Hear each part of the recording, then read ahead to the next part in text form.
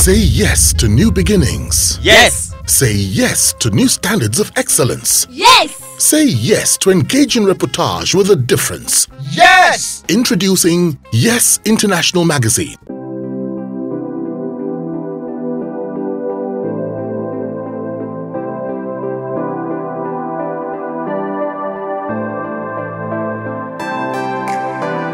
What are the elements of a good public speech? The elements of a good public speech. Now it depends on who you are. It depends on who you are addressing. So a good public speech would have one, for your sake, that's for the sake of the speaker, a good icebreaker to start with.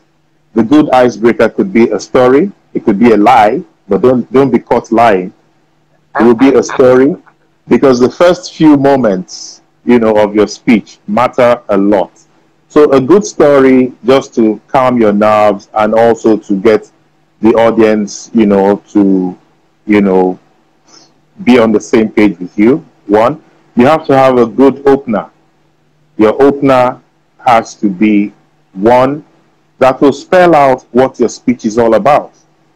Okay? So you do that, and then your raison d'etre, that's your evidence. When you lay out your points, you have to have backup evidence. And again, it depends on the kind of speech you're making. If you're making a speech to engineers where you probably need figures, right? Simplify the figures, but let them know that you have data. Okay? And then you have to repeat some of the things you've said a few times, just to remind them of where you're coming from and where you're going.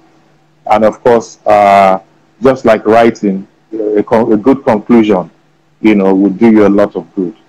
So now again, depending on the kind of presentation you're having, it is often recommended that you have a controllable amount of words, more visuals than words. You can always speak through visuals, because you see, human beings, we are visual animals. Okay, we tend to believe and understand things that come visually first, or better than the written word. You see some presentations where just one slide and you have several words. It's very difficult for the audience to follow the words. It's easier for them to understand your pictures or your visuals. Yeah. Good speakers, are they born or are they made? I've had that question several times. Good speakers are not born.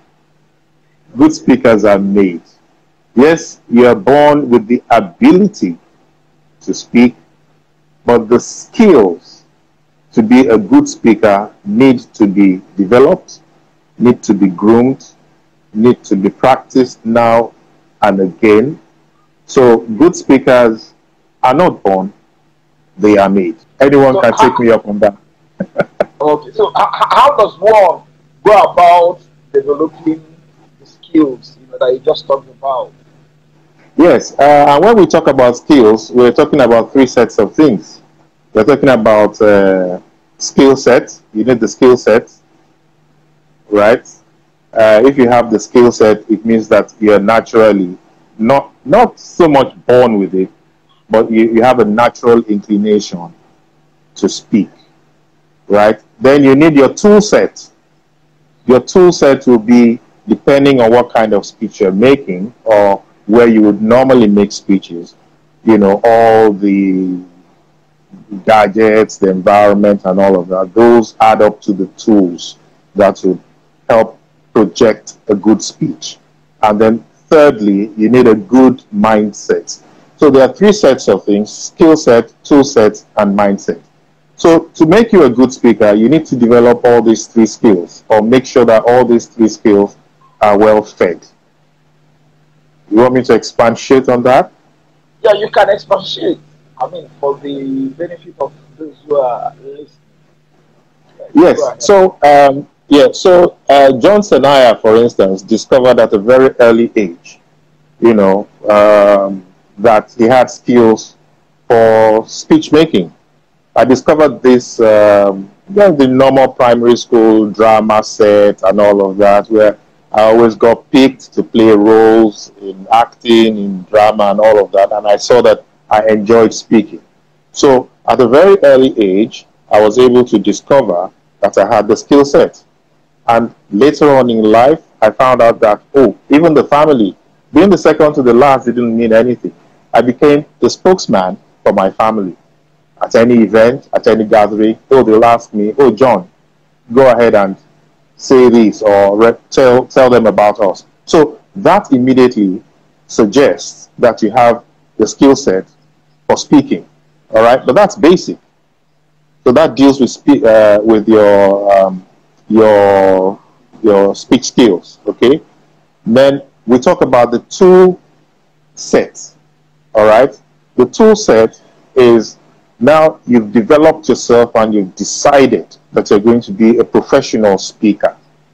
Your tool set would go as far as the kind of microphones you use, knowledge of your microphones, knowledge of the different microphones. Okay, your content, you have to, of course, that is a given, that you know enough about the content that you're about to deliver. And even the ambience in the hall, you have to familiarize yourself with it. You have to know it. So these are all tools, towards enhancing a good speech and thereby making you a good speaker. And then, of course, your mindset. You need to work on your mindset. Try and overcome the fear of facing the public. And I know that a lot of people will want to engage me on that. Now, being a good speaker is not easy, right? But the question I ask people is this, or what I say to people is this: don't worry about whether you have, whether speaking in public is easy, right? Don't worry about how easy it is. Worry about how better you can get. So invariably, we're talking about practice, practice, practice. Of course, there are bad days. Not every day is good for every speaker. Even the best speakers have, fairly bad days. So never mind. If it goes bad today, tomorrow you can pick it up again, right? So I don't know if this explains a bit what you asked. Well,